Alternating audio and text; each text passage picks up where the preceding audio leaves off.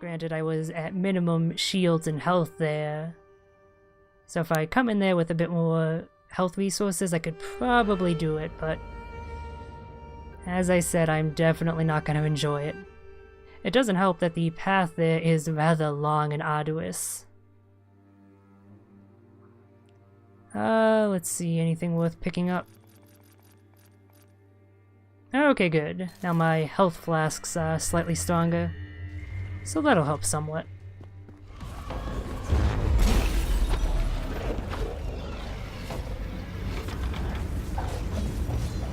Can I just say, I am incredibly grateful that when you enter this room it kills all of the other enemies chasing after you. If it wasn't for that, I would probably not even bother taking this boss down. As useful as corrupting abilities is, I don't think it would be worth the hassle. Now, that doesn't mean that enemies won't start suddenly spawning in the middle of the fight. That is always an unfortunate possibility.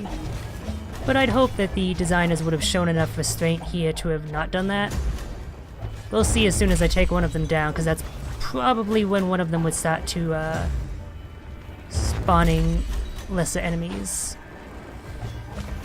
Right, I gotta remember to use my air dash more. I'm still not used to using that to actually dodge stuff in the midst of combat.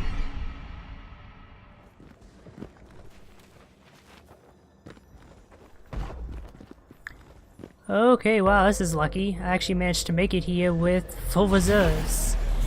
I got super lucky with the enemy spawns. Well, maybe not them spawning in this room itself, but they still disappeared, so that's fine. So this is gonna be my best shot at actually doing this, so I gotta make sure not to blow it, and what do you know, I immediately start doing. Yeah, cannon's not a good choice here. It doesn't do enough damage to be worth the recoil sending me every which way. Just gonna have to rely on melee attacks, I think. Attacking infrequently enough that I can actually dodge their projectiles. God, I cannot imagine doing this fight without the ability to destroy their projectiles with melee moves. I'm sure it's possible, but I don't think I'd be able to manage it.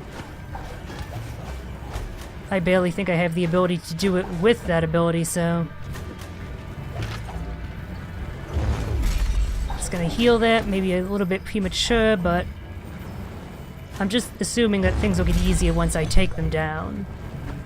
That it's not gonna get more difficult, but I might die anyway. Jesus Christ. Okay, focus on avoidance. I'm being too aggressive. I need to let my shield recharge. I realize that now. When my shield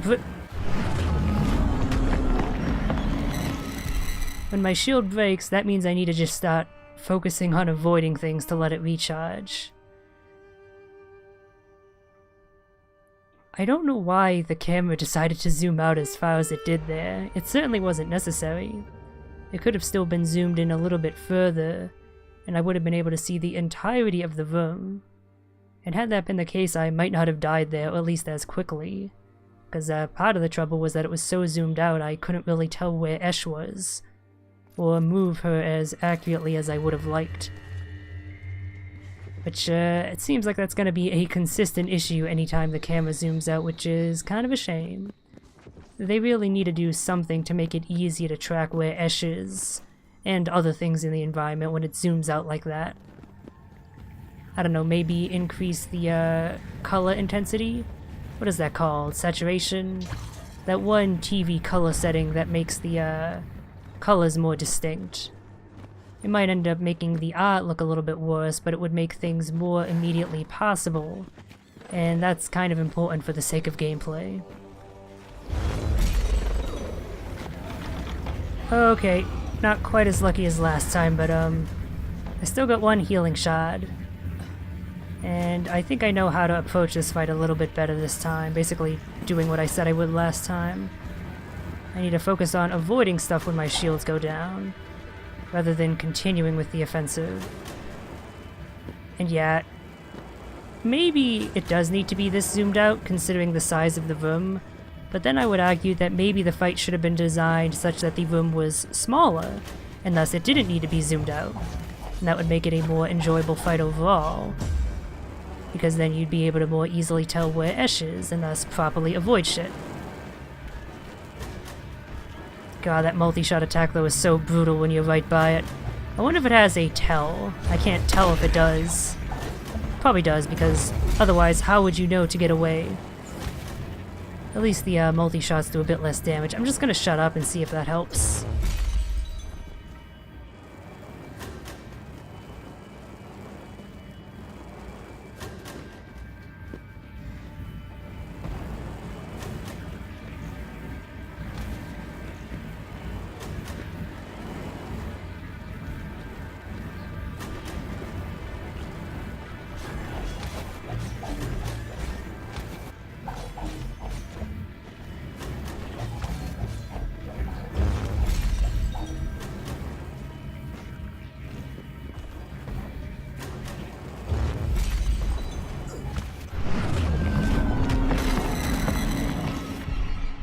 Goddamn environmental damage. It's even worse when the screen is that zoomed out because I knew it was there. I know it's always there. It's in a fixed position. It never moves.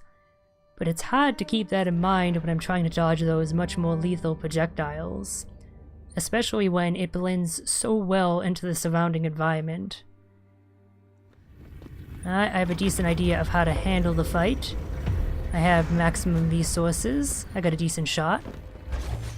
It really comes down to whether or not things will get more difficult or less difficult after I take down one of them. Because the remaining one could go berserk or could behave the exact same. I really hope they give me a break and make it easier.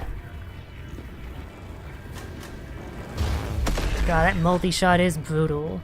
But honestly, less so than its regular shots. It seems they fire off in a fixed trajectory, which, while tough to match because of all the projectiles, isn't so bad to avoid, especially if you're far away. And the actual projectiles themselves don't do a lot of damage. Whereas the single shot does... yeah, shingle shot. On a shingle. Oh my, does a lot of damage, case in point. And it seems to home in on you a little bit, at least that's what I feel. Which actually makes it way more dangerous, despite only being a single shot unless you'd think easier to avoid. And less of a threat overall, but nope. I've nearly got one dead. Come on, I can do this. I can at least get to the halfway point. They actually seem to be getting more aggressive here, which is a little bit worrying. I'm trying to wait for one of them to come down, but they don't really seem to want to. Maybe if I move. Yeah, okay, they seem to move in response to my movements. They always try and stay away, which makes sense since they're primarily range attackers and all.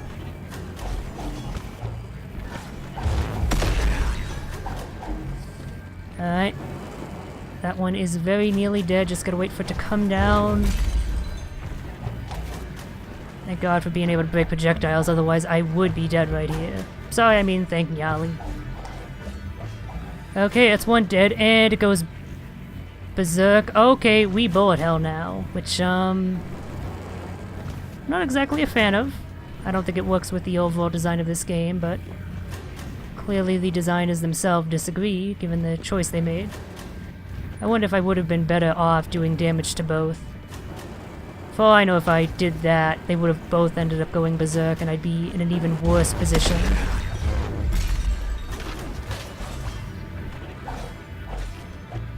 Speaking of being in a bad position,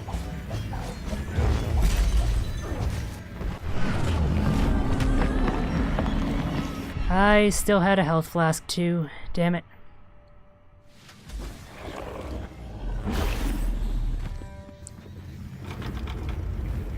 Please tell me I can have it this time, because I am so over this boss fight at this point.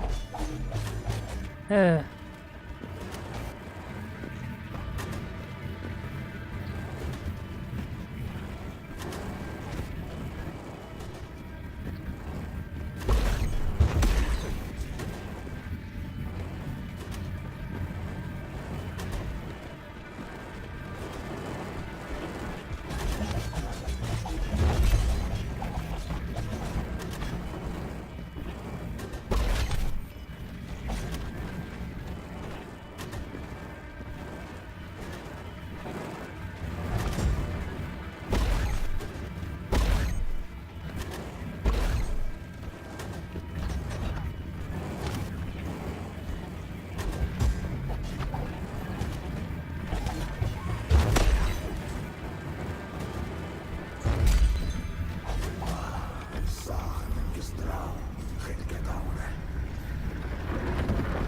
I'm not sad to see them go. At least I got a pretty good reward for that, getting an upgrade to my beloved golden charm.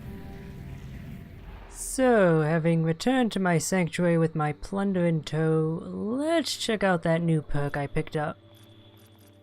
Shield Piercer. I didn't bother to equip it for the fight with the 2 fallen priestesses because they didn't have shields, so it wouldn't have been useful there. Your attacks ignore enemy shields. There's no qualifier there, so that makes it sound like your attacks just straight up ignore their shields 100%, like they don't even exist. That's a pretty good perk.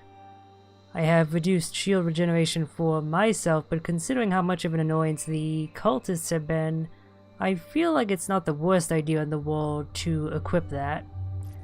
That third mini-boss that's still available in the area might also have a shield for all I know.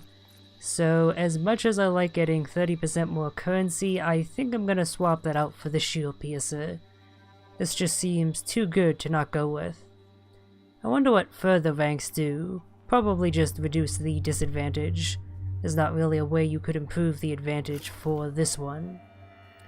Also, just as a note, I think I might have referred to this node as a perk node at some point, and expressed my interest to move over to it. If not, then just ignore what I'm about to say. But yeah, I thought it was a perk node because it uses the exact same icon, but it's actually luck. Now, it's probably still worth going for, but I think I'm gonna save most of my currency, just so that way when I unlock these other 2 parts of the tree, once I get those 2 new abilities in the 3rd area, I'll be able to make my way immediately to wherever the 3rd perk slot is and pick that up.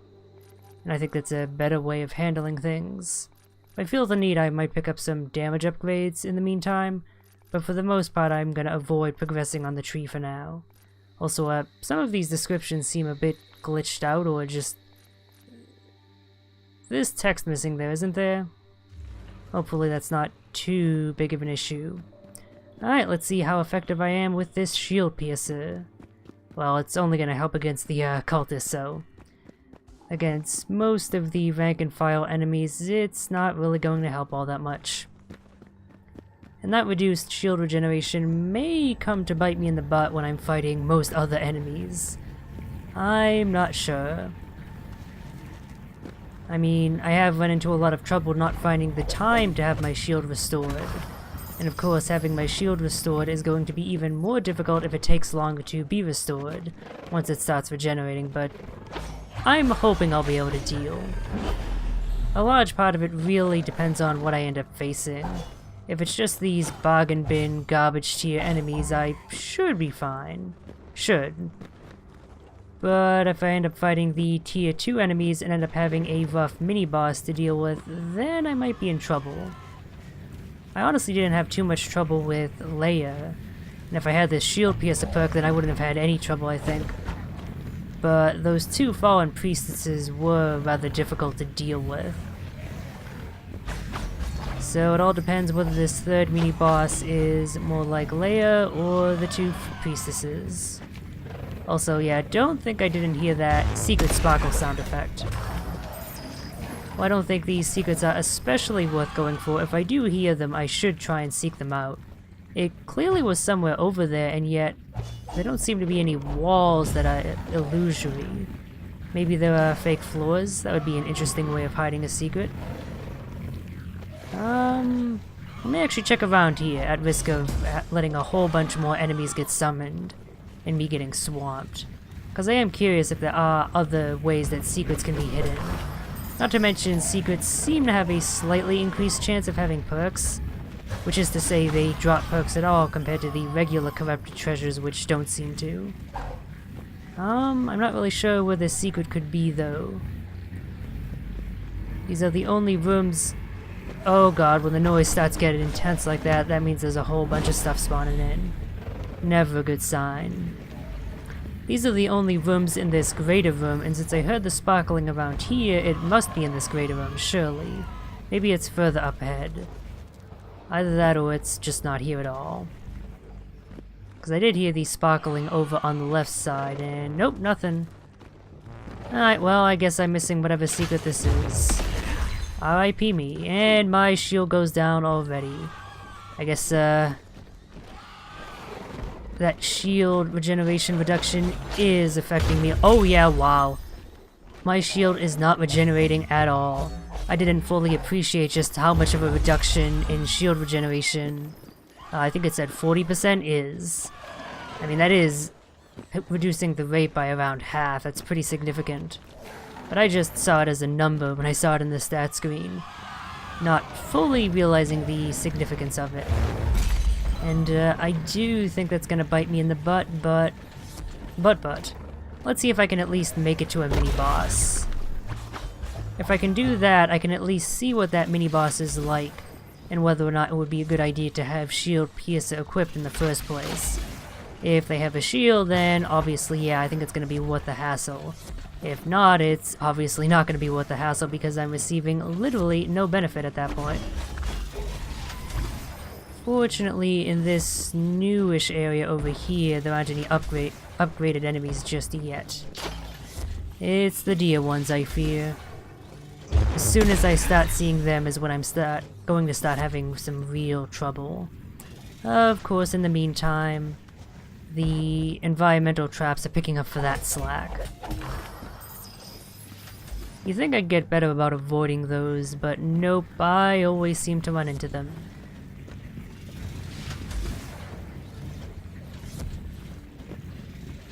Alright, well, if I'm gonna start encountering tier 2 enemies, it's probably gonna be as soon as I pass through here. Speaking of passing through, this looks like it might lead to a new area. In fact, that's interesting. I wonder if this then leads to the third greater area. That would make sense given where this exit is located. And these clearly are exits to new areas. And yet there's no actual barrier here. I guess technically there were some waterfalls on the way barring me, but none of the barriers that I have to break with the charge move, which was the case in the first area. That was the only way to get to the third area from there. I assumed heading up here would take me to the third mini-boss, but I guess that's not the case? You know what? This greater room here is so massive, and I don't think I've ever explored it all that fully, so before I move onward, at the risk of dying, I'm gonna explore that greater room more fully. If there is a third mini-boss in this area, and from what little I understand of how the game works there should be, it would have to be there, because I've explored every other greater room, and yet I haven't come across a third mini-boss at all so far. Oh wow, that corrupted treasure is a dick to get in for pretty much no reason, really. Which is why I just straight up ignored it. I'd rather not waste the time. I will take the time to chew down these enemy hordes a little bit. I want to try and avoid being swamped just so I can have maximum resources when I actually get to a dangerous area, assuming that I do. God damn it, those environmental traps fuck me over every gosh darn time. It's getting rather aggravating. Not that it wasn't aggravating before, but it's just starting to be especially grating now. Yeah, this greater room is so massive, I figure there has to be something else here, other than just a connection between other rooms that I've already traveled to. Hopefully it doesn't turn out that that's not the case and I'm just wasting all of my time and resources.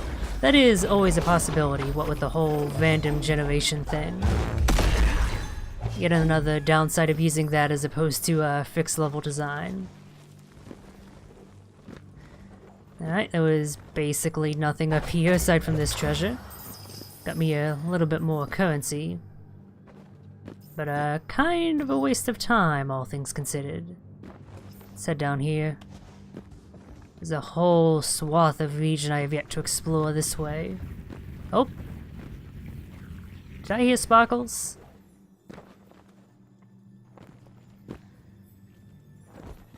I hear sparkles. Treasure! I'm getting better at spotting those. So yeah, considering how I never heard hide nor hair of these secret sparkles in the first area, they must have just been completely absent there.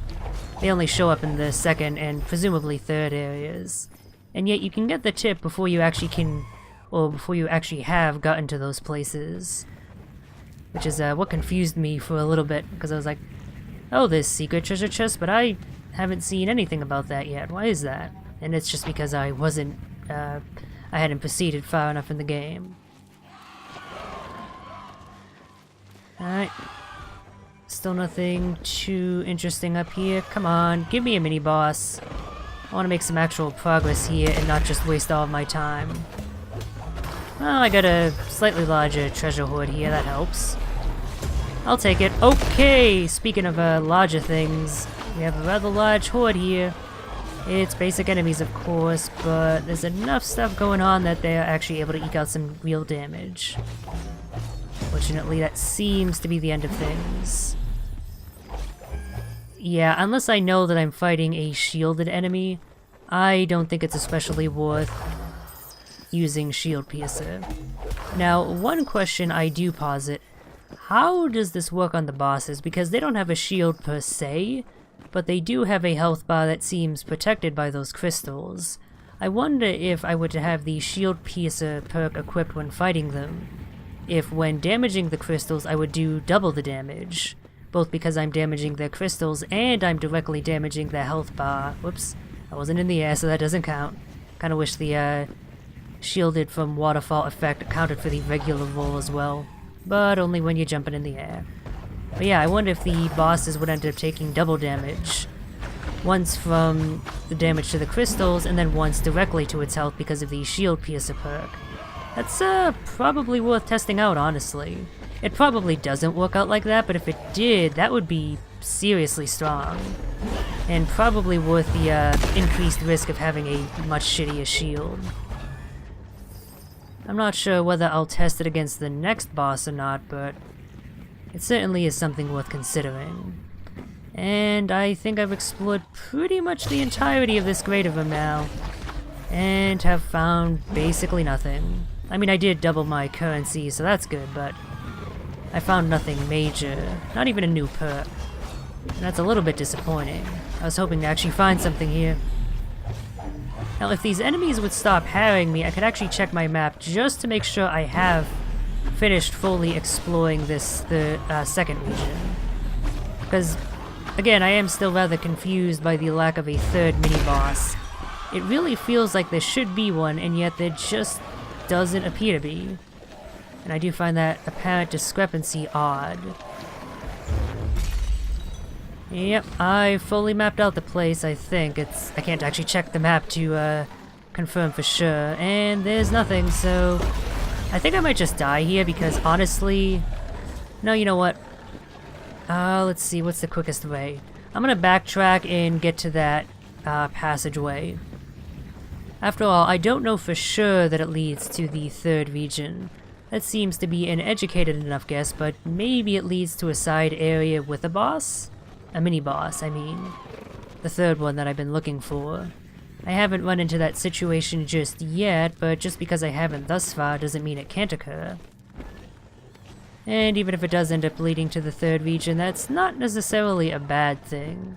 The main reason why I didn't want to explore there was the fact that I just prefer to finish exploring one region first, but if I end up finding my way over to that region anyway, in the act of exploring this region, I kind of don't mind passing over into there. Ultimately, that's no different than just heading there from the first area, I realize, but it makes it more palatable to me specifically. It's a bit of a weird specification, I understand, but that's how my brain works. It works in strange ways. I think I'm near the, whatchamacallit. Passageway to the cathedral, yes, definitely leads to a new area. I think I'm near enough near the exit/entrance that I can avoid cutting anything out. Yay, less editing work for me! Haha. I managed to blabber on for long enough about nothing that I managed to exceed the gods.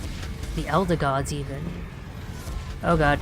And just in time too, because it seems I'm fighting a new horde arrival right now. Most of them are these shade enemies that aren't too threatening to deal with, but still a bit of a hassle. Where is the exit? There it is.